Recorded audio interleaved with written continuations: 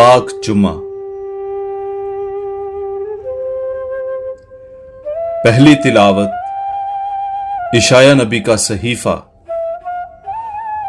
52ویں باب کی 13ویں آیت سے 53ویں باب کی 12ویں آیت تک۔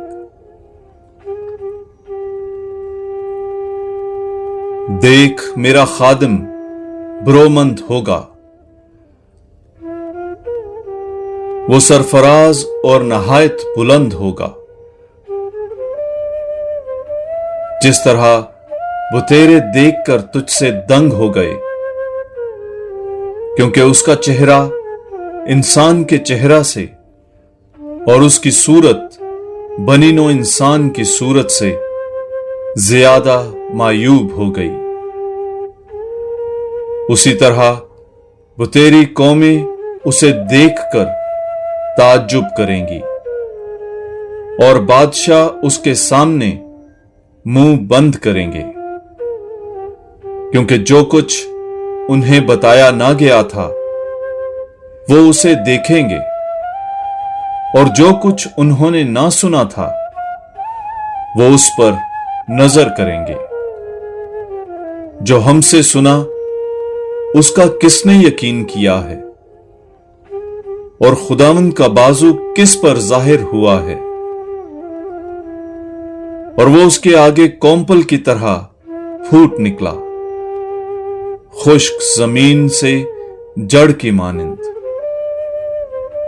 اس کی کچھ صورت نہیں، کچھ حشمت نہیں کہ ہم اس کا لحاظ کریں، اس کی کچھ شکل نہیں کہ ہم اس کے مشتاق ہوں۔ حقیر اور آدمیوں سے متروک، مرد غمناک اور بیماریوں کا آشنا،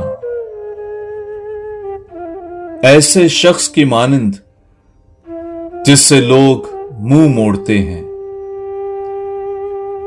وہ حقیر تھا اور ہم نے اس کی کچھ قدر نہ کی۔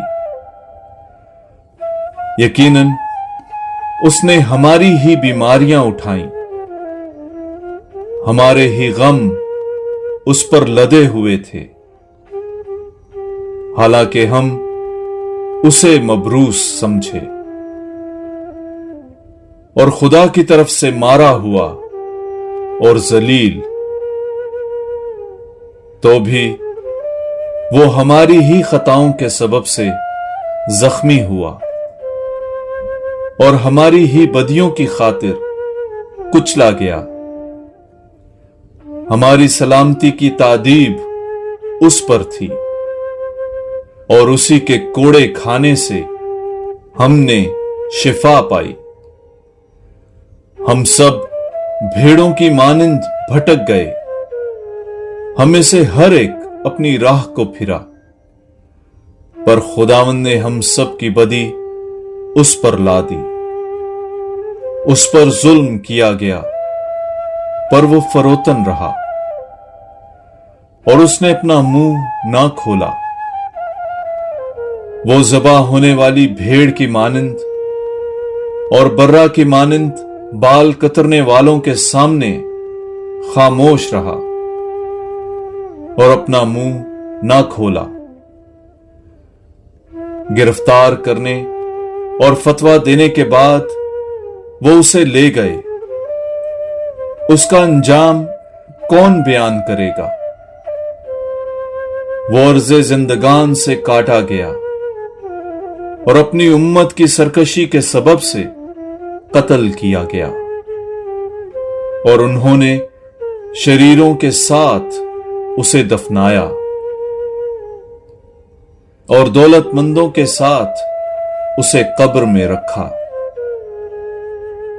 اگرچہ اس نے کبھی ظلم نہ کیا اور اس کے منہ میں فریب نہ پایا گیا، تو بھی خداوند کو پسند آیا کہ اسے بیماریوں سے کچلے۔ یقیناً اس نے اپنے آپ کو خطا کا ذبیحہ کیا۔ وہ ایسی نسل دیکھے گا جس کے ایام دراز ہوں گے، اور خداوند کا ارادہ اس کے ہاتھ سے کامیاب ہوگا۔ وہ اپنی جان کے دکھ کے بعد نور دیکھے گا۔ وہ اپنے عرفان سے آسودہ ہوگا۔ میرا صادق خادم بتیروں کو صادق ٹھہرائے گا اور وہ ان کی بدیوں کو اٹھا لے گا۔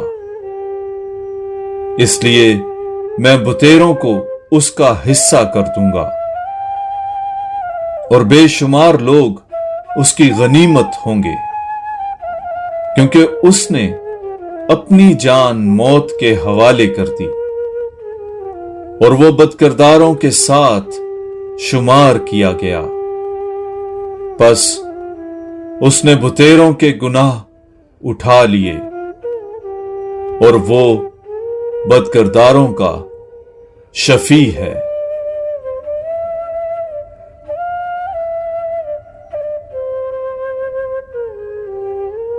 پاک کلام کے پڑھے اور سنے جانے پر خدا ان کی برکت ہو۔